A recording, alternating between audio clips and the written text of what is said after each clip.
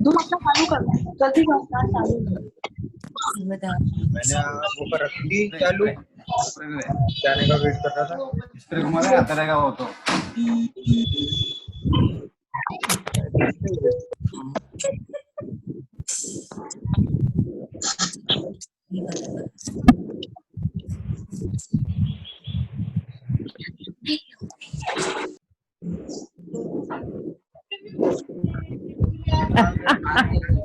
इकतालीस लोग जमा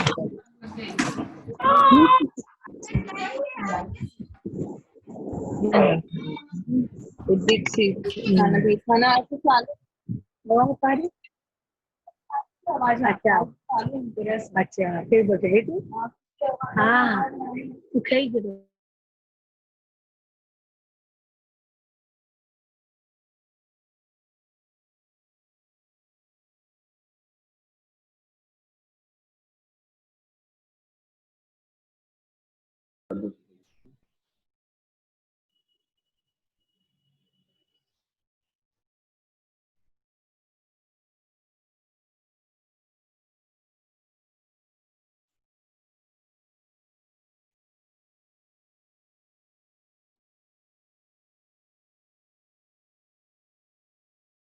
सभी को सादर जय जिनेन्द्र। आप लोगों को मेरी आवाज आ रही है जी? हम लोगों ने कल की कक्षा में पहले जो मंगलाचरण को जाना था और दौलत राम जी के परिचय को समझा था, और पहली ढाल के हमने 2 पद्यों को पढ़ा था, और आज हम लोग उसके आगे बढ़ेंगे, उसके आगे पढ़ेंगे। तकरीबन 60 लोग जुड़ चुके हैं। जैसा कि हमारी इस कक्षा में लगभग 100 लोग और 100 से ऊपर लोग रहते हैं, इसलिए हम 1-2 मिनट और रुक रहे हैं ताकि सभी लोग जुड़ जाएं, और 2 मिनट में यदि सभी लोग जुड़ जाते हैं तो ठीक है, अन्यथा हम लोग अपनी इस कक्षा को आगे बढ़ाएंगे और मंगलाचरण के साथ इसको शुरू कर देंगे। 1-2 मिनट और रुक जाते हैं उन लोगों के लिए जो लोग आने वाले हैं।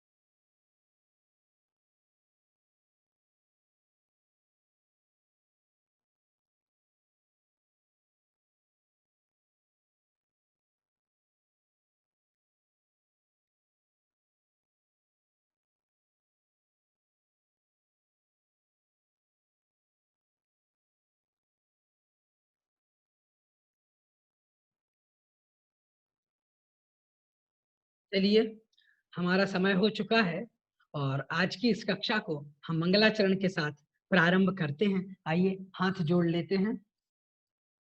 तीन भुवन में सार, वीतराग विज्ञानता, शिव स्वरूप शिवकार, नमः त्रियोग संहारिके।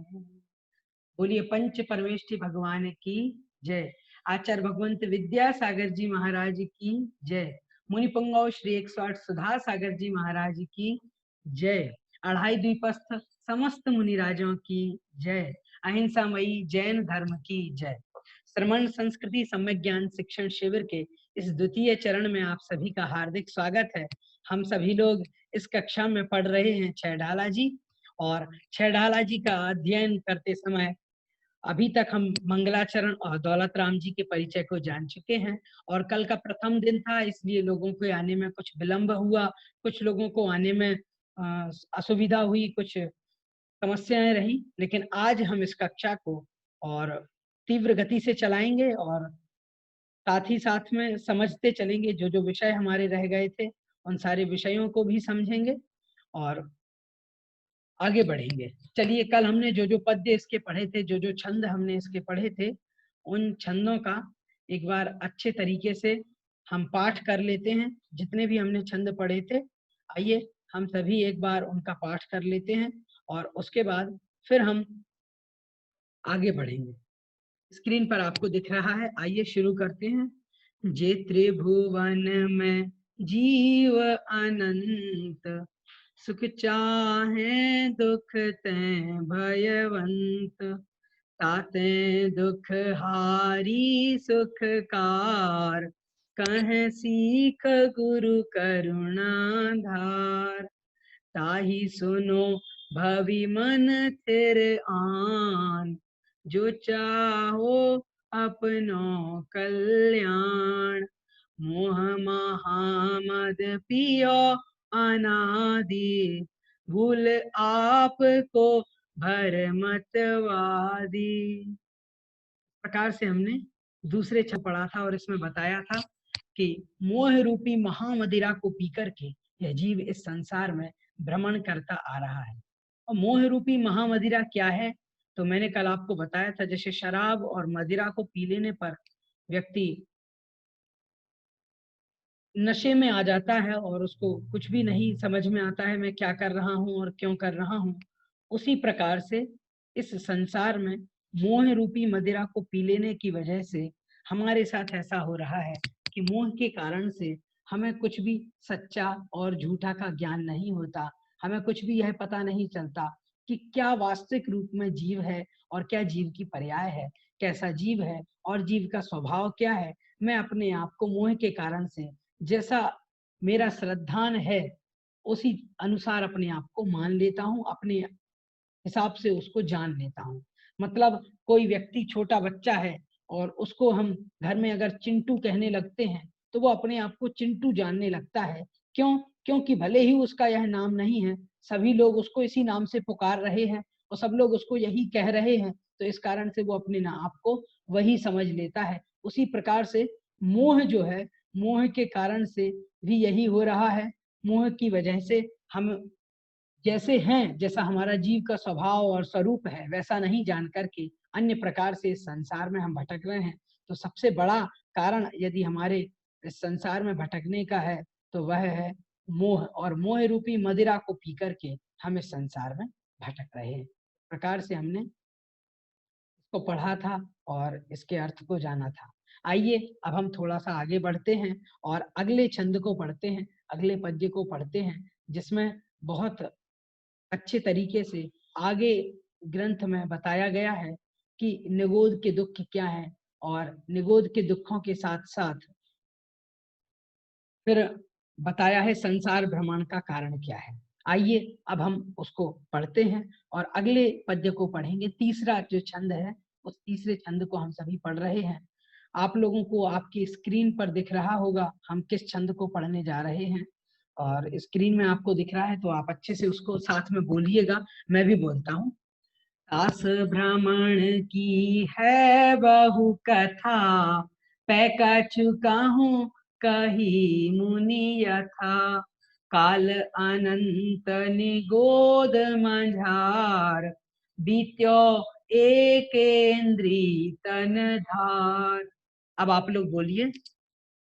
दास भ्रमण की है बहु कथा, पैका चुका हूँ कही मुनि यथा, काल अनंत निगोद मझार, बीत्यो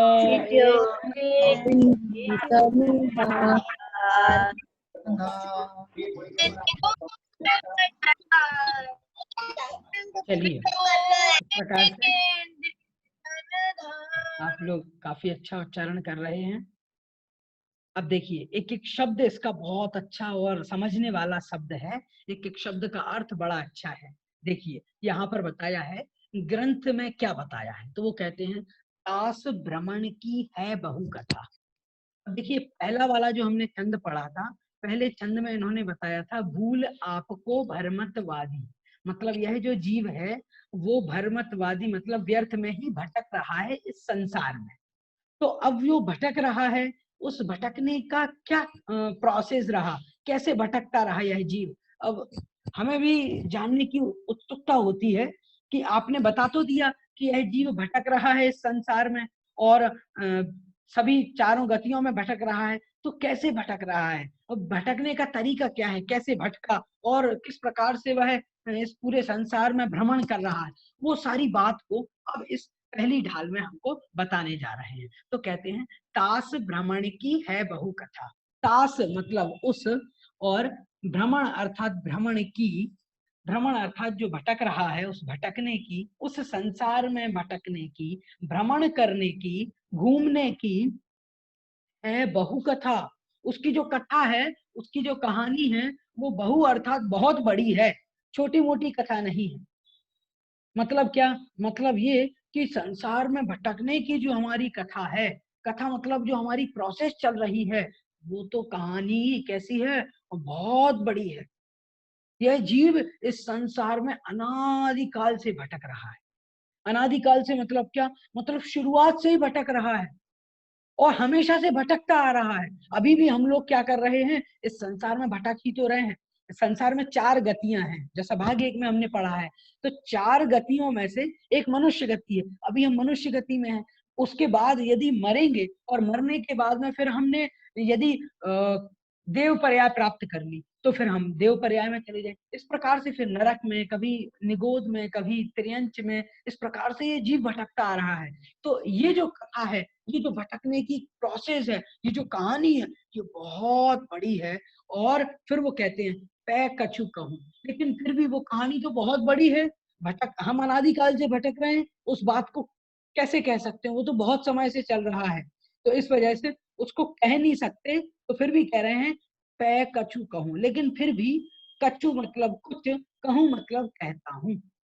मतलब मैं वो जो संसार भ्रमण की जो कथा है, उस कथा में से कुछ बातों को कहता हूँ कि हम किस प्रकार से इस संसार में भटक रहे हैं, क्यों भटक रहे हैं। ये भी तो हमारे मन में आता है कि भाई हम इस संसार में अगर भटक रहे हैं तो कोई ना कोई कारण तो होगा, नहीं तो हम क्यों भटकते, कोई ना कोई बात तो होगी। तो वो कहते हैं, तो उसी बात को मैं यहाँ पर इस पहली ढाल में कहूंगा। कही मुनि यथा, जैसी मुनि राजों ने, यथा मतलब जैसी, मुनि राजों ने, कही मतलब कही गई है, मुनि राजों के द्वारा जैसी कही गई है, वैसी उस कथा को मैं यहाँ पर कहता हूँ। फिर वो उसके बाद में अगली पंक्ति में कहते हैं काल अनंत निगोद मझार। काल अनंत, अनंत काल, काल अनंत निगोद मझार। अब बता रहे हैं यह जीव संसार में कैसे भटकता रहा, तो कहते हैं अनंत काल तक, अनंत काल तक निगोद मझार, मझार मतलब मैं, निगोद में अनंत काल तक रहा, और बीत्यो एक केंद्रीय तनधार, और इसी प्रकार से एक केंद्रीय पर्याय को अनंत काल तक एक इंद्रिय जीव, और एक इंद्रिय तन मतलब होता है शरीर, एक इंद्रिय शरीर को धारण करके बीत्यो अर्थात बीत गया। इस प्रकार से यहाँ बता रहे हैं कि तास भ्रमण की है बहु कथा। वह जो संसार भ्रमण है, उस संसार भ्रमण की कथा बहुत बड़ी है, और बड़ी होने के साथ साथ मैं उसमें से, तो भी वह बहुत बड़ी कथा है, बहुत बड़ी कहानी है संसार भ्रमण की, भटकने की, लेकिन उसमें से कुछ को, थोड़ी सी जो है, उस थोड़ी सी कथा को जैसी कि मुनि राजों ने कही है वैसी मैं कहता हूँ।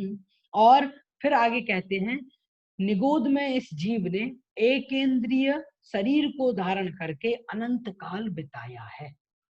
इस प्रकार से यहाँ पर इन्होंने ये बताया। अब देखिए दो बातें इसमें से बहुत समझने वाली हैं।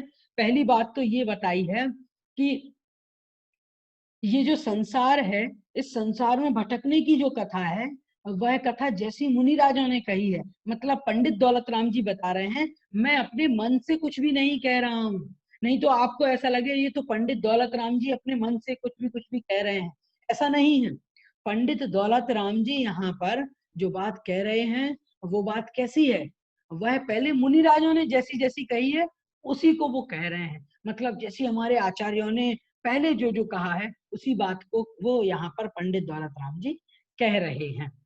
बाद में फिर उन्होंने कहा है कि यह जो जीव है, इस जीव ने निगोद में एक इंद्रिय शरीर धारण करके अनंत काल बिता दिया। अनंत काल के बारे में मैंने आपको बताया था, जिसका कोई अंत नहीं होता, जिसकी कोई एंडिंग नहीं होती, उसको कहते हैं अनंत। मतलब बहुत सारा काल, ऐसा जो अनंत काल है, अनंत समय इस जीव ने निगोद में गुजारा है। अब निगोद क्या होता है और निगोद किसे समझना चाहिए, तो निगोद जो है यह त्रियंच गति का एक भेद है। और त्रियंचों में भी जो त्रियंच गति के जीव हैं उनमें से वनस्पति कायिक जो जीव होते हैं, उन वनस्पति कायिक जो एकेंद्रीय जीव हैं उनमें एक प्रजाति होती है निगोद की। तो वो जो निगोद में जो जीव रहते हैं वो जीव कैसे हैं, वो एकेंद्रीय शरीर को धारण करके वो सदैव हमेशा से ही वह निगोद में बने हुए हैं और वही शरीर को धारण किए हैं। मतलब वो अनंत काल तक निगोदिया जीव बने हुए हैं, निगोद में हैं। निगोद के जो जीव होते हैं बड़े सूक्ष्म होते हैं और एक इंद्रिय जो जीव होते हैं वो निगोदिया जीव होते हैं। यहाँ पर ये समझना है। तो ऐसे जो निगोदिया जीव हैं, ऐसे निगोदिया जीव अनंत काल से निगोद में ही हैं, वो निगोद से बाहर नहीं निकल पाते।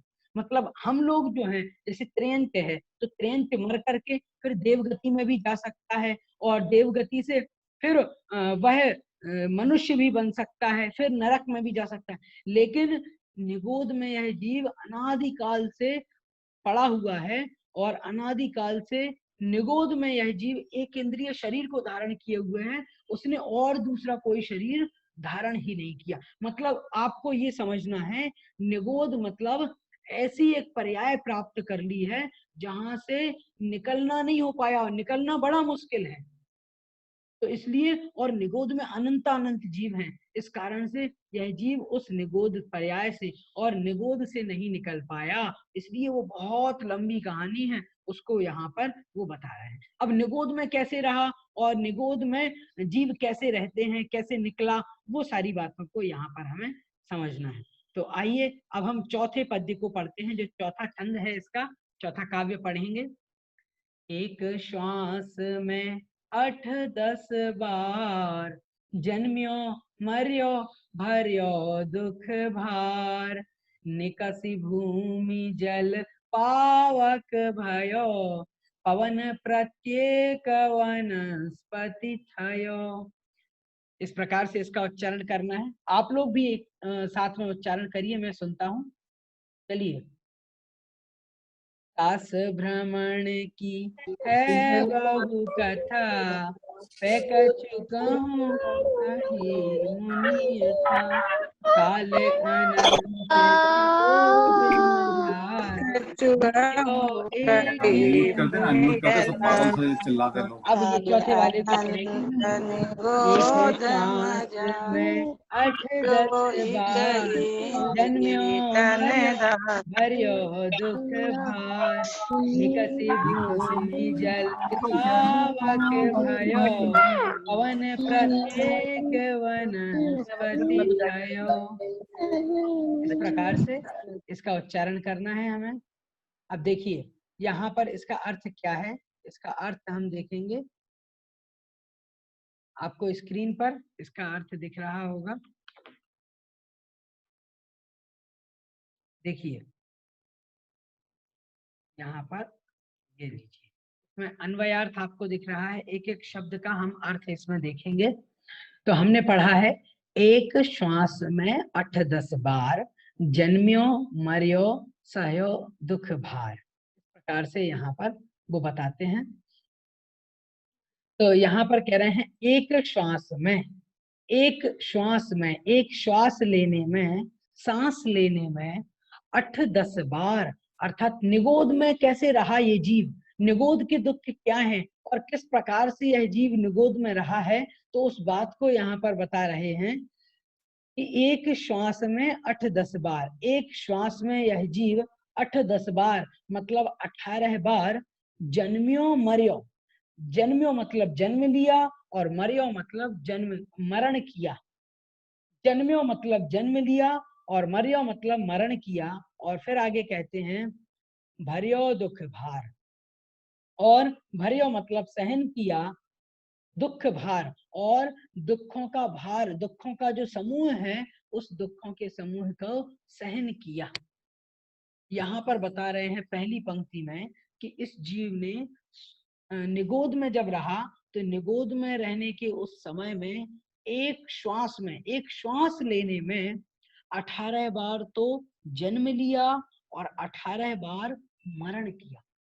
इस प्रकार से इस जीव ने एक श्वास में 18 बार जन्म लिया और 18 बार मरण किया। श्वास क्या होती है, तो श्वास को मतलब समझें, हमारी जो नाड़ी चलती है उसको श्वास कहते हैं। मतलब जितनी बार हमारी नाड़ी चलती है उसको हम श्वास बोलते हैं। मतलब पल्स जिसको बोलते हैं, पल्स चलती है एक मनुष्य की, उसको हम श्वास समझ लें। तो उस जितने में व्यक्ति की एक श्वास होती है, मतलब एक नाड़ी, एक पल्स चलती है, कहने का मतलब है कि उतने समय में निगोद या जीव 18 बार तो जन्म लेते हैं और 18 बार मरण को प्राप्त होते हैं। अब आप हम सोच करके देखें कितना दुख होता होगा उनको, क्योंकि एक बार जन्म लेने में और एक बार मरण करने में, मरने में कितना दुख होता है हम लोगों को, बहुत दुख है। जन्म और मरण का दुख बहुत भयानक है। जब बच्चा जन्म लेता है तो बेचारा बहुत समय तक तो रोता रहता है, उसको बड़ा दुख होता है जन्म लेते समय, और जब मरण होता है तो मरने में भी दुख होता है। कोई भी व्यक्ति मरना नहीं चाहता। क्या हम मरना चाहते हैं? मैं आप लोगों से पूछना चाहता हूँ, आप में से कोई मरना चाहता है?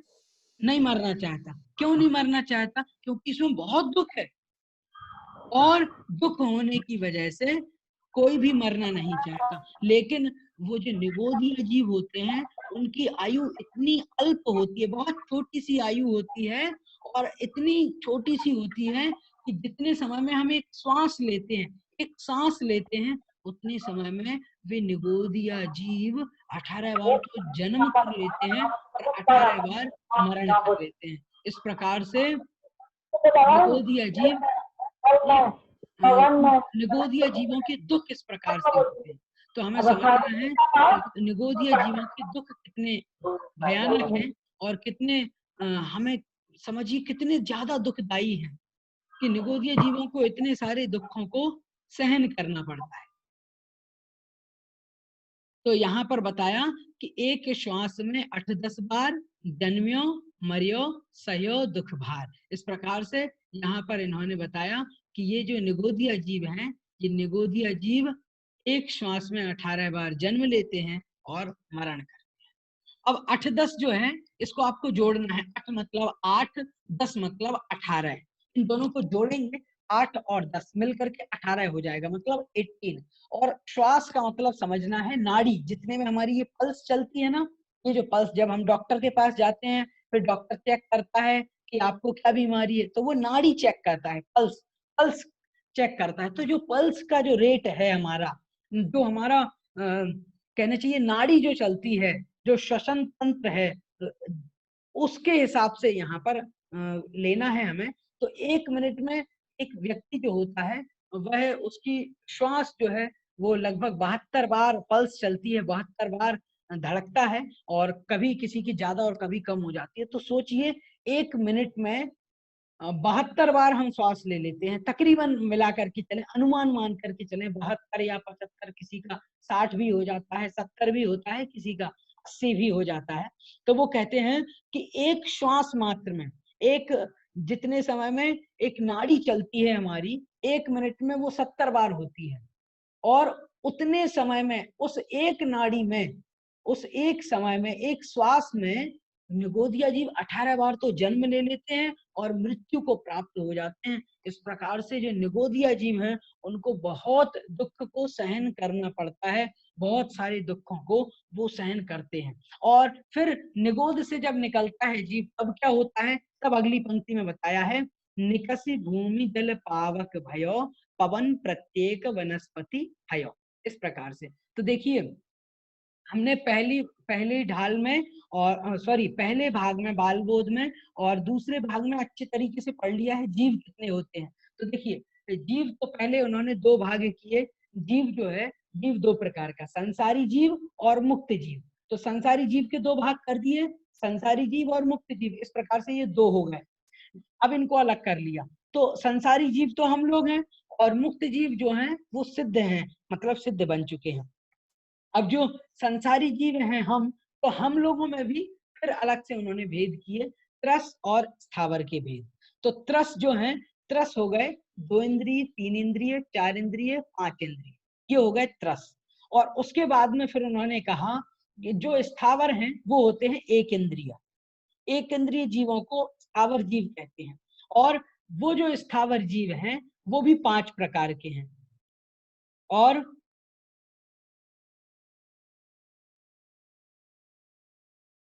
देखिए जो स्थावर जीव हैं, वे स्थावर जीव भी 5 प्रकार के हैं, पृथ्वी कायक, जल कायक, अग्नि कायक, वायु कायक और वनस्पति कायक। इस प्रकार से जीव जो है वो स्थावर जीव 5 प्रकार के हैं। उन 5 प्रकार के स्थावर जीवों में से जो वनस्पति कायक जीव हैं, वनस्पति कायक जीव हैं, इन वनस्पति कायक के 2 भेद हैं, एक तो साधारण और प्रत्येक। तो साधारण जो वनस्पति जीव होते हैं उन जीवों को निगोदिया जीव कहते हैं। तो अब ये जो जीव है साधारण वनस्पति कायक रहा, मतलब उस समय निगोदिया रहा, और निगोदिया होने की वजह से, निगोदिया होने के कारण से एक श्वास में 18 बार जन्म लिया और मरण किया। इस प्रकार से ये तो हमें पहली लाइन में बताया कि निगोद में कितने दुख होते हैं। बाद में जब ये जीव इस पर्याय से निकल गया, मतलब निगोद से निकल गया, तो निगोद से निकल करके फिर इसने क्या किया, पृथ्वी का एक बना, कभी जल का एक बना, कभी अग्नि का एक बना, कभी वायु का एक बना, और कभी प्रत्येक वनस्पति का एक बना। इस प्रकार से इन पर्यायों में मतलब एक इंद्रिय के अनेक जो भेद हैं, कौन कौन से हैं, पृथ्वी का एक, जल का एक, अग्नि का एक, वायु का एक और वनस्पति का एक। तो इन सारे भेदों में इसने जन्म लिया और उस बात को यहाँ पर बता रहे हैं। देखिए अब मैं इस पंक्ति को पढ़ता हूँ, फिर आपको एक एक शब्द स्पष्ट हो जाएगा। निकसी भूमि जल पावक भयो पवन प्रत्येक वनस्पति थयो। इस प्रकार से इस जीव ने निकसी मतलब जब निगोद के दुखों को बहुत सहन किया, और निगोद के दुखों को सहन करने के बाद में फिर निकसी मतलब निकल करके, कहां से निकल करके, मतलब पहले निगोद में था, तो निगोद से निकल करके यह जीव भूमि अर्थात पृथ्वी, पृथ्वी का एक जीव बना, और जल मतलब जल का एक जीव बना, पावक मतलब होती है आग, अग्नि, तो अग्नि का एक जीव बना, और पवन मतलब होती है वायु, हवा, तो पवन का एक जीव बना, वायु का एक जीव बना, और प्रत्येक वनस्पति, इस प्रकार से प्रत्येक वनस्पति जीव बना, प्रत्येक वनस्पति का एक जीव बना। इस प्रकार से यहाँ पर बता रहे हैं, 2 बातें यहाँ पर बताई हैं। ये जीव इस संसार में भ्रमण कर रहा है, तो पहले तो अनादिकाल से निगोद में है, और निगोद में कैसा दुख हो रहा है, तो कहा जन्म मरण, एक श्वास में 18 बार जन्म लेना और मरण करने का इसको दुख सहन करना पड़ रहा है। और फिर वहां से जैसे तैसे कभी कभार निकल गया, तो उसके बाद में फिर कहते हैं, फिर जल का एक बना, पृथ्वी का एक बना, अग्नि का एक, वायु का एक, और प्रत्येक वनस्पति का एक। इस प्रकार से यह जीव इस संसार में अनेकों दुखों को, अनंतों दुखों को सहन करता हुआ आ रहा है। इस प्रकार से यहाँ पर बहुत अच्छे तरीके से हम लोगों को बताया है कि कैसे हमें इस चौथे पद्य का अर्थ समझना है और किस प्रकार के दुखों को यह जीव सहन करता है। आइए अब हम 5वें पद्य को पढ़ते हैं। बहुत सारे लोगों ने हैंड रेज किया है, लेकिन हम उनके अभी प्रश्न नहीं ले रहे हैं, क्योंकि फिर यदि हम ऐसे बीच बीच में यदि हम ले लेंगे प्रश्न उनके, तो फिर ये परेशानी आ जाएगी कि हमारा समय बहुत जल्दी निकल जाएगा, और हमें जो ग्रंथ पढ़ना है वो ग्रंथ की उद्देश्य पूर्ति नहीं हो पाएगी। हमें ग्रंथ जो पढ़ना है फिर हम बहुत लेट हो जाएंगे पढ़ने में, हमारा बहुत सारा भाग छूट जाएगा। इसलिए अब हम इसको पढ़ते हैं। आइए अब हम 5वें पद्य को पढ़ेंगे। मैं बोलता हूँ, मेरे साथ आप लोग भी उच्चारण कीजिएगा। दुर्लभ लही ज्यों चिंतामणि, त्यों पर आय लही त्रस तणी, लट पे पील अली आदि शरीर, धर धर मर्यो सही बहु पीर। आप लोग भी बोलिएगा साथ में।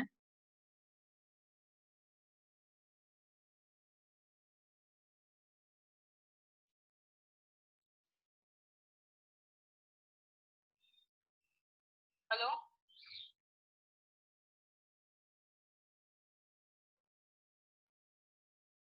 चलिए आप लोग बहुत अच्छा उच्चारण कर रहे हैं और अब हम थोड़ा सा आगे बढ़ते हैं, तो आगे समझते हैं इसमें क्या अर्थ बताया है। जो 5वां पद्य हम इसका पढ़ रहे हैं, उस 5वें पद्य के अर्थ को अब हम समझते हैं। आपको स्क्रीन पर ये पद्य और इसकी दोहा जो है, इसकी पंक्तियां आपको दिख रही होंगी। चलिए आइए हम इसको पढ़ते हैं, इसका अर्थ देख लेते हैं। देखिए यहाँ पर क्या बताया है। दुर्लभ लही ज्यों चिंतामणि, त्यों पर्याय लही त्रस्तणी। अभी तक बताया था कि जी पहले निगोद में रहा, निगोद के दुखों को सहन किया, और फिर निगोद से जब निकला तो स्थावर के बहुत सारे जल कायक, अग्नि कायक, पृथ्वी कायक, वायु कायक बन गया, और स्थावर मतलब एक इंद्रिय जीव बना। अब स्थावर पर्याय से निकला, और निकलने के बाद में फिर त्रस पर्याय को कैसे प्राप्त किया, और त्रस पर्याय में किस प्रकार के दुख रहे, उन सारी बातों को यहाँ पर बता रहे हैं इस 5वें पद्य में। अब देखिए इसमें क्या बताया है। दुर्लभ लही ज्यों चिंतामणि, ज्यों मतलब जैसे, चिंतामणि अर्थात चिंतामणि रत्न, लही अर्थात प्राप्त किया जाता है। जैसे चिंतामणि रत्न दुर्लभता से प्राप्त होता है, उसी प्रकार से त्यों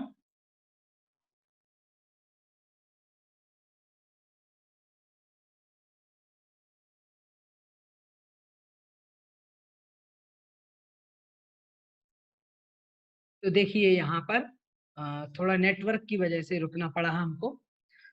देखिए यहाँ पर मैं बता रहा था आपको, दुर्लभ लही ज्यों चिंतामणि, जिस प्रकार से चिंतामणि रत्न दुर्लभ अर्थात दुर्लभ होता है, उसी प्रकार से त्यों उसी तरह से, पर्याय लही त्रस्तणी उसी तरह से, त्रस पर्याय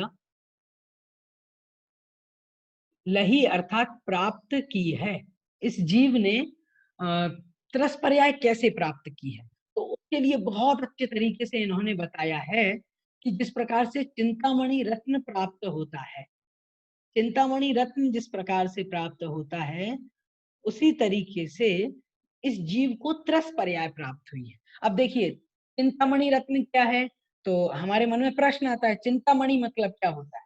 तो देखिएगा, एक मणि होती है, एक रत्न होता है चिंतामणि नाम का, मतलब उसको यदि हाथ में ले लें, जिस व्यक्ति के पास में वह रत्न होता है, वह जो कुछ भी चिंतन करता है, जो कुछ भी सोचता है, वो उसको प्राप्त हो जाता है। जैसे हमने चिंतामणि रत्न को हाथ में ले लिया, मान लीजिए ये पेन है, ये चिंतामणि रत्न है। अब इस पेन को हाथ में लेकर के मैं यदि सोचूंगा कि मुझे देव पर्याय प्राप्त हो जाए, तो उससे देवों जैसे सुख प्राप्त हो जाते हैं। और उस चिंतामणि रत्न को हाथ में रख के अगर हम सोचें मुझे बहुत सारे पैसे मिल जाएं, मुझे बहुत सारे खिलौने मिल जाएं, मुझे बहुत सारे अच्छे अच्छे खाने की चीजें मिल जाएं, अगर हम ऐसा सोचेंगे तो वो सब हमें मिल जाएंगी। क्यों? क्योंकि वह जो रत्न होता है वह बहुत प्रभावशाली होता है और वो बहुत अच्छा रहता है।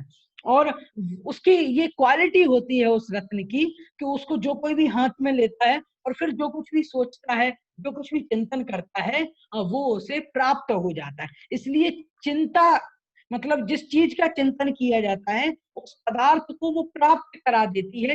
इस कारण से उसको चिंतामणि रत्न कहते हैं, उस रत्न को। ऐसा जो चिंतामणि रत्न है ये हर किसी को नहीं मिलता, बहुत मुश्किल से मिलता है, बहुत मुश्किल से ऐसा रत्न मिलता है, बहुत दुर्लभता से मिलता है। उसी तरीके से जैसे वह चिंतामणि रत्न बड़ी मुश्किल से मिलता है, बड़ी दुर्लभता से मिलता है, उसी प्रकार से इस जीव को स्थावर पर्याय से त्रस पर्याय मिली है, वह चिंतामणि रत्न के समान दुर्लभ मिली है, बहुत दुर्लभता से मिली है, बड़ी कठिनता से प्राप्त की है।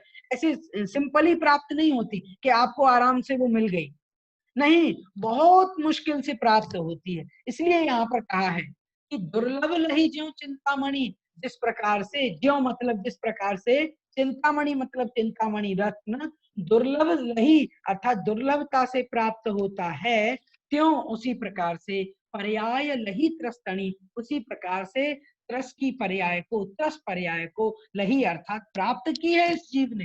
किसने? किसी और ने नहीं, हम लोगों ने ही प्राप्त की है। इस जीव की बात है और हम सभी जीव हैं, इसलिए ये हम सभी की बात यहाँ पर हो रही है। अब देखिए पहली लाइन के बाद में अब दूसरी लाइन में क्या बताया है, लट पिपील अली आदि शरीर, धर धर मरियो सही बहुपीर। लट मतलब होती है लट, जिसको इल्ली भी बोलते हैं कहीं कहीं पर, और कभी हमारे जो अनाज होते हैं उनमें वो छोटे छोटे निकल जाती है, और आपने देखा होगा मटर के दाने में कभी कभी वो कीड़ा सा लगा रहता है, उसको लट बोलते हैं।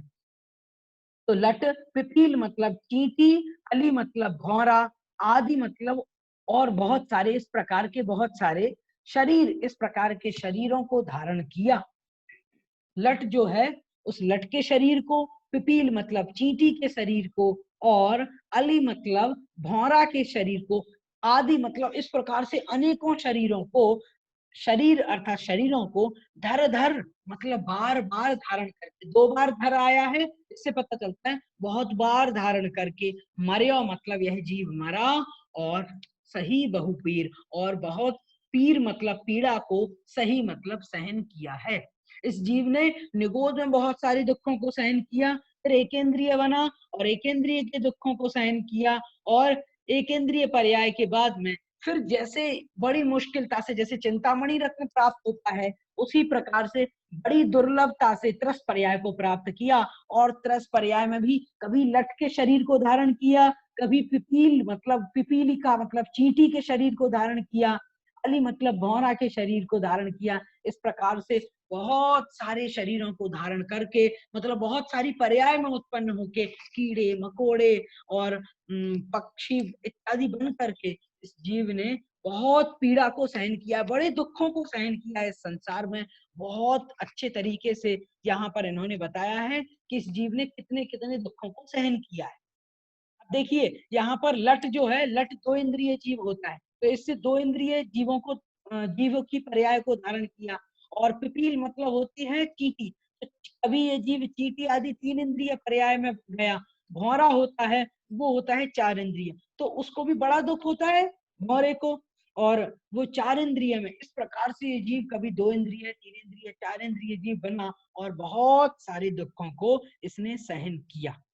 देखिए अब आप कहेंगे इसमें दुख क्या है, तो आप देखिए जैसे लट होती है, लट एक कीड़ा होता है, उस लट को कितना दुख होता है। एक तो लट जो है उसको कोई भी कहीं पर भी, छोटे छोटे जीव है, कोई भी मार देता है, कहीं पर भी कुचल जाते हैं, दिखता नहीं है। खाने की बहुत सारी चीजों में लट वगैरह पाई जाती हैं। आप देखेंगे तो जो पुराना अनाज रखा हुआ है, पुरानी दालें हैं, उनमें कीड़े पड़ जाते हैं। आप देखें सब्जियों में लट आ जाती है, तो ये क्या है, ये लट उनका मरण हो जाता है। कितने सारे दुखों को उन्हें सहन करना पड़ता है कि छोटी सी, इतना छोटा सा जीव रहता है, कोई भी जीव उसको खा लेता है, तो कितने सारे दुख हैं। चींटी है तो चींटी को कितने सारे लोग कुचल के चले जाते हैं, कितने सारे दुख हैं उसके। और भौरा है, भौरा बड़ा छोटा सा रहता है और उसको भी मार दिया जाता है। तो इस प्रकार से बहुत सारे दुखों को दो इंद्रिय तीन इंद्रिय पर्याय धारण करके इस जीव ने सहन किया है, और बाद में फिर कैसे कैसे दुखों को सहन किया है, अब आगे बताते हैं। अगला जो छंद है, अगला छठवां जो छंद है, इसको हम पढ़ेंगे और इसमें बताएंगे जब पंचेंद्रिय बना तो पंचेंद्रिय में कैसे कैसे दुखों को इस जीव ने सहन किया। आइए मैं पढ़ता हूं, उसके बाद आप लोग भी इसको साथ में बोलेंगे। कबहू पंचेंद्रिय पशु भयो, मन बिन निपट अज्ञानी थयो। सिंहादिक सैनी है क्रूर, निबल पशु हति खाए भूर। अब आप लोग बोलिएगा, कबहू पंचेंद्रिय पशु भयो, मन बिन निपट अज्ञानी थयो। सिंहादिक सैनी है क्रूर, निबल पशु हति खाए भूर। इस प्रकार से हमें इसको बोलना है। देखिए, अब यहाँ पर आप देखिएगा, कुछ लोगों को अगर आवाज नहीं आ रही है, मैं उन सभी लोगों से कहूंगा, देखिए अगर आपको आवाज नहीं आ रही है तो एक बार आप ऑडियो डिस्कनेक्ट करके फिर से कनेक्ट कर लें तो आपकी आवाज आ जाएगी। अथवा हो सकता है नेटवर्क प्रॉब्लम है, तो आप थोड़ा इधर उधर हो जाइए, जहां पर नेटवर्क ठीक आते हो वहां से आप इसको कनेक्ट करेंगे तो आपके नेटवर्क अच्छे आ जाएंगे, तो आपको आवाज भी क्लियर आएगी। और दूसरा एक मेरा कहना था आप लोगों से कि हमारा जो ये शिविर की जो क्लास चल रही है छैडाला जी की, इस क्लास को मैं अपने YouTube चैनल पर भी अपलोड कर रहा हूँ। तो YouTube पर इसकी पूरी रिकॉर्डिंग जो हमारी क्लास चल रही है कि आपको YouTube पर मिल जाएगी, तो वहां से भी जो लोग देख नहीं पाए हैं या जिनका छूट गया है, जो लोग बाद में आए हैं, वो लोग उसको वहां से देख लें और वहां से अच्छे तरीके से पढ़ लें।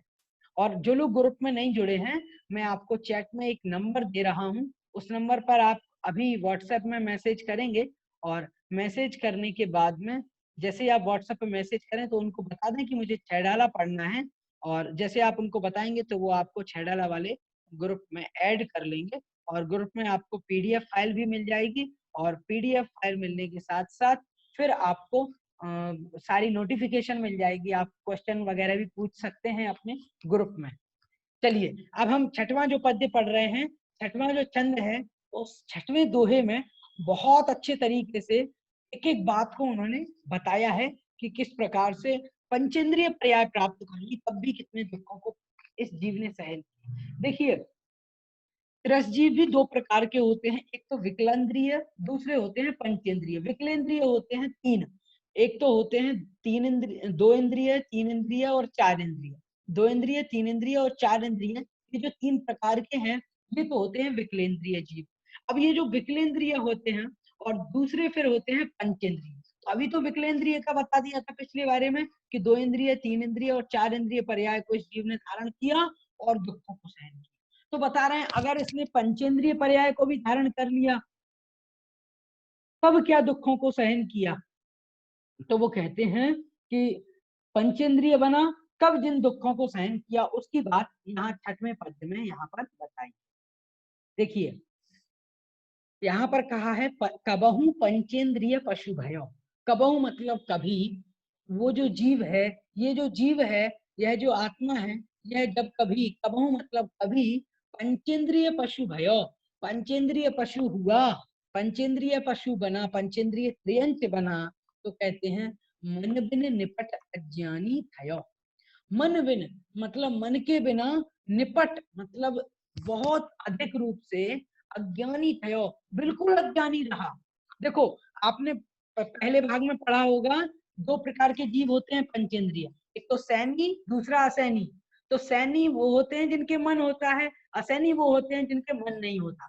तो जो वो असैनी होते हैं उनके मन नहीं होता। तो पहली लाइन में उन्हीं की चर्चा बताई है यहाँ पर कि कबहू पंचेंद्रिय पशु भयो, कभी ये जीव जब पंचेंद्रिय पशु हुआ तो मन बिन निपट अज्ञानी थयो।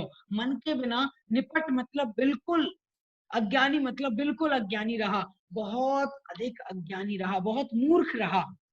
क्यों रहा? क्योंकि मन ही नहीं है। आप सोचो, आप लोगों के मन है तो आप मन से कितना अच्छे तरीके से सोच लेते हो, समझ लेते हो। हम लोग पढ़ लेते हैं, एक बात को समझ जाते हैं, याद हो जाता है हमको। लेकिन सोचिए, जिनका मन नहीं होता होगा उनके साथ कैसा होता होगा, उनको कितने दुखों को सहना पड़ता होगा। बेचारे अज्ञानी रह जाते हैं, उन्हें कुछ पता ही नहीं चलता क्या हो रहा है क्या नहीं हो रहा है। तो बिना मन के उनका जीवन कैसे हो? वो अज्ञानी होते हैं, मूर्ख होते हैं, और इस कारण से कितने उन्हें दुखों को सहन करना पड़ता है। इस बात को यहाँ पर उन्होंने बताया है। कबहु पंचेंद्रिय पशु भयो मन बिन निपट अज्ञानी थयो। कभी ये जीव जब पंचेंद्रिय पशु बना तो मन बिन निपट अज्ञानी थयो। मन के बिना, मन बिन मतलब मन के बिना, निपट मतलब बिल्कुल, अज्ञानी मतलब मूर्ख, अज्ञानी, थयो मतलब हुआ। तो मन के बिना ये जीव पंचेंद्रिय त्रयंच होकर के अत्यंत अज्ञानी बना रहा। अच्छा, फिर किसी ने क्वेश्चन किया कि ठीक है, लेकिन जब इस जीव को मन मिल गया, मन की प्राप्ति हो गई, जब ये जीव सैनी पंचेंद्रिय बना, तब क्या हाल रहा इसका और तब कैसा रहा? तो उसके लिए यहाँ पर वो बता रहे हैं, सिंहादिक सैनी हुए क्रूर, निबल पशु हति खाए भूर। और जब ये जीव सैनी बन गया, और सैनी कैसा बना? तो यहाँ पर लिखा है सिंहादिक। देखिए, बहुत अच्छे तरीके से हमें समझना है। यहाँ पर मैं इसको अंडरलाइन कर रहा हूं, आपको समझ में आ जाएगा। सिंहादिक, जो सिंहादिक दिया है उसको देखिए, सिंह आदिक, सिंह मतलब होता है शेर, शेर आदि, सैनी हुए क्रूर, हुए मतलब हुआ, और सैनी मतलब सैनी जीव, क्रूर मतलब क्रूर हुआ। क्रूर मतलब होते हैं जिनके अंदर दया नहीं होती, जो बड़े भयानक होते हैं, रौद्र होते हैं, और जिनके अंदर दया नहीं होती, निर्दयी होते हैं, ऐसे खतरनाक सैनी जीव में बन गया। मैं जब कभी सैनी पंचेंद्रिय बना तो उन्होंने कहा फिर कभी शेर आदि बन गया, बड़ा खतरनाक रहा, बहुत भयानक बना। और इसके कारण से निबल पशु, निबल मतलब जिनके पास बल नहीं है, निबल मतलब बल से रहित है, मतलब जिनके पास ताकत नहीं है, जिनके पास स्ट्रेंथ नहीं है, जो स्ट्रांग नहीं है, वीक हैं, ऐसे कमजोर पशु जो थे, ऐसे निबल पशु थे। इन निबल पशुओं को हति मतलब मार करके, हति मतलब मार करके, खाए मतलब खाए हैं, भूर मतलब बहुत सारे। अब देखिए, यहाँ पर इस दूसरी लाइन में बताया है कि ये जीव जब सैनी बन गया तो उसमें भी सिंह आदि, शेर आदि अनेक क्रूर क्रूर भयानक भयानक जीव बना, और सैनी जीव बना। और इस प्रकार से जो अनेकों बहुत सारे निर्बल पशु थे, जिनके पास ताकत नहीं थी, जो अपने से कमजोर थे, ऐसे उन कमजोर जो पशु थे, उन सभी पशुओं को हति मतलब मार करके, मार मार करके खाए भूर, बहुत सारे, भूर मतलब बहुत सारे, खाए मतलब इस जीव ने खाए हैं। देखिए, एक एक बात को यहाँ पर बता रहे हैं। जब ये जीव कभी पंचेंद्रिय बना तो सैनी नहीं बना, असैनी रहा तो मन के बिना अज्ञानी रहा, कुछ पता नहीं था, तो इस कारण से दुखों को प्राप्त किया। अब सोचिए, हम लोग जब अगर मूर्ख रहे, अज्ञानी रहे, मन नहीं हो हमारे पास में, तो कितना दुख होता है। और जिसके पास बुद्धि नहीं हो उसको कितने दुखों का सामना करना पड़ता है। तो सोचिए उन जीवों को कितने दुखों को सहन करना पड़ता है। और फिर जब कभी सैनी बन गया तो शेर की तरह या शेर की तरह, शेर, चीता और भेड़िया, इसकी तरह कैसा बना? मैं बहुत क्रूर निर्दयी बना, जिनके बड़े बड़े पंजे हैं, बड़े बड़े दांत हैं, ऐसे निर्दयी बन करके जो कमजोर पशु थे, हिरण थे, खरगोश थे, ऐसे छोटे छोटे पशुओं को मैंने मार मार करके खाया। इस प्रकार से अनेकों गलत कार्य किए हैं इस जीव ने, इस संसार में अनेक प्रकार के दुखों को सहन किया है। और कभी जब क्रूर बन गया तो पशुओं को खाया है, तो अनेक प्रकार के पाप के कार्य भी इस जीव ने किए हैं। इस प्रकार से यह जीव इस संसार में भ्रमण करता रहा है और अनेक प्रकार के दुखों को सहन करता रहा है। एक एक बात को यहाँ पर बहुत अच्छे तरीके से स्पष्ट किया है पंडित दौलत राम जी ने, और हमको बताया है कि वास्तविक रूप में इस संसार का जो भ्रमण है, इस संसार भ्रमण की हमारी कथा कैसी है, और किस प्रकार से हम सभी लोगों ने इस संपूर्ण संसार में भ्रमण करते हुए अनेक प्रकार के दुखों को सहन किया है। आज चूंकि 10:50 हो चुके हैं और काफी समय हो चुका है, अब हम इस कक्षा को यहीं तक, आज जहां तक हमने पढ़ा है वहीं तक हम लेंगे। उसके बाद यदि आपका कोई प्रश्न है तो अभी आप हैंड रेज कीजिए और मैं आपके क्वेश्चंस को लेने का प्रयास करूंगा। आराध्या जैन कुछ पूछना चाहती हैं? आराध्या जैन। सर हाँ आपने जो भी पीडीएफ दिखाया था हाँ उसमें कुछ था वो मुझे समझ नहीं आ रहा था। क्या नहीं समझ में आया आपको? हेलो आराध्या, हाँ सर आपकी आवाज नहीं आ रही है आराध्या, सीख लिया था आपकी आवाज नहीं आ रही। आप ग्रुप पे सर। वो हमसे पूछते हैं। हमारी सांस नहीं रहती। हेलो भैया जी, आलोक मोदी, आप पूछिए। हाँ भैया जी, जो निगोदिया जीव है वो क्या हमारे सांस लेने से मर रहे हैं या हमारे कारण से?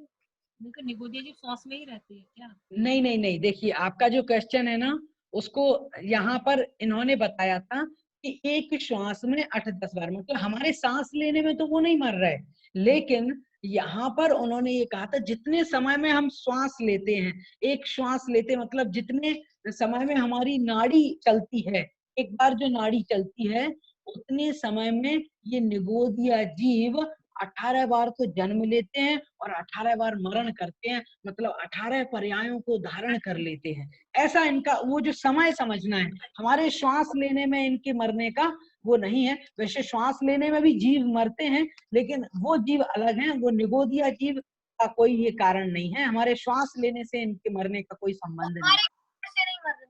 नहीं नहीं नहीं, वो तो एक समय की वजह से बताया था कि इतने समय में इतने जीव मरते हैं, इसलिए उसको इन्होंने बताया था। उनकी स्थिरता पे। निधि जैन, आप बताइए।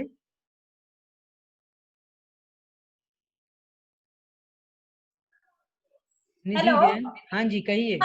आवाज आ रही है भैया जी? जी जी आ रही है। हाँ भैया जी, मेरा प्रश्न ये है कि जो निगोदिया जीव होते हैं और जो स्थावर जीव होते हैं तो उसमें अंतर क्या होता है?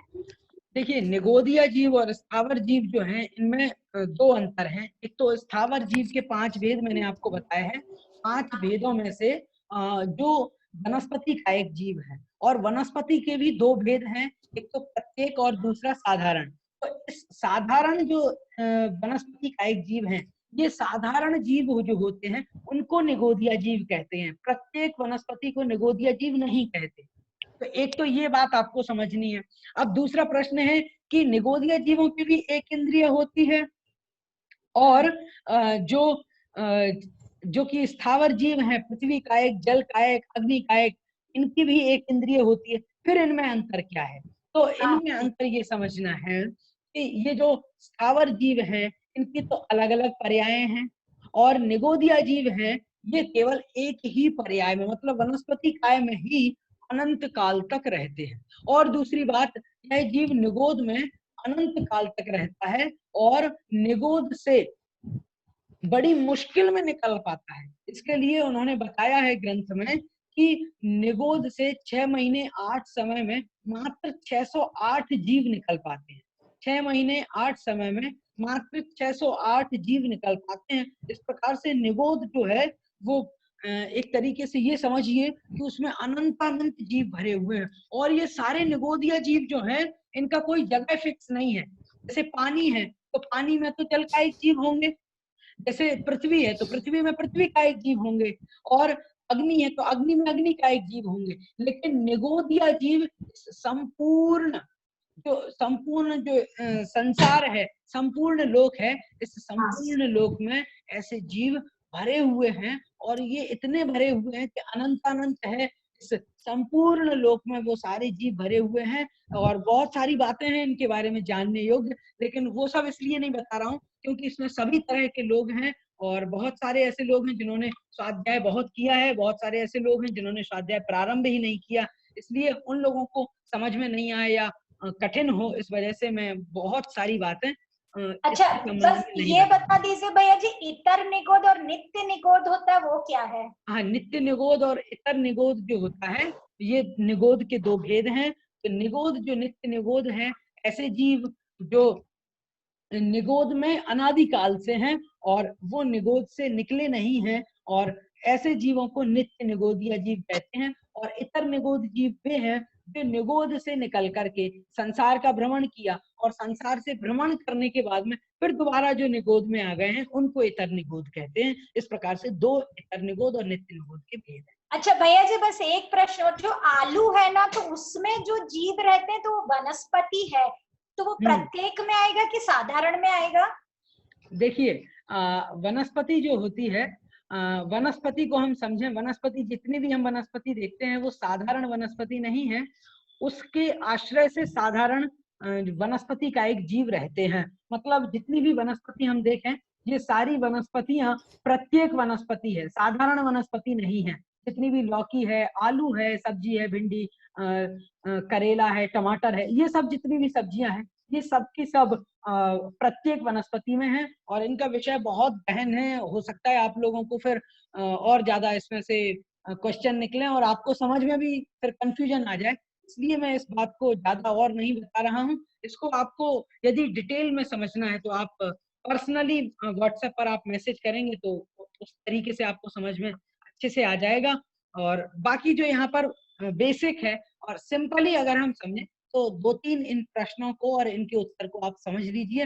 बाकी पीडीएफ फाइल जो हमने दी है उसमें भी पीछे प्रश्न और उसके उत्तर दिए हैं, तो आपके बहुत सारे प्रश्नों के उत्तर तो वहीं से आपको 6 डाला के जो प्रश्न और उत्तर है वहां से आपको मिल जाएंगे।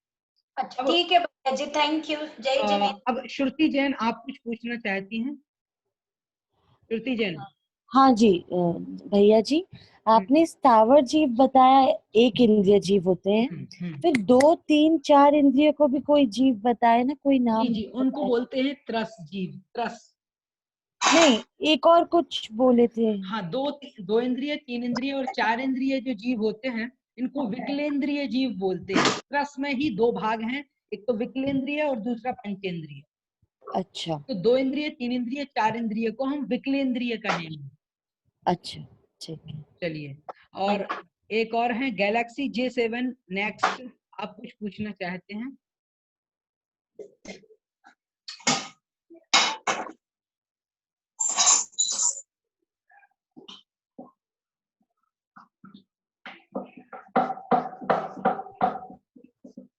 जी हाँ जी, साधना में जीव रहते हैं, एक सेकंड रुकिए। आप बोलिए Oppo A37FW। भैया जी। हाँ जी, हाँ भैया जी, साधारण वनस्पति में कौन सी वनस्पति को लेंगे अपन? साधारण वनस्पति मतलब निगोदिया जीव होते हैं, जो एक शरीर में अनंत जीव रहते हैं, ऐसे जीवों को साधारण कहते हैं। ये जो हमारे वनस्पति है, टिंडा, लौकी, करेला, टमाटर, ये सब वो साधारण वनस्पति में नहीं है, ये प्रत्येक वनस्पति में से आते हैं।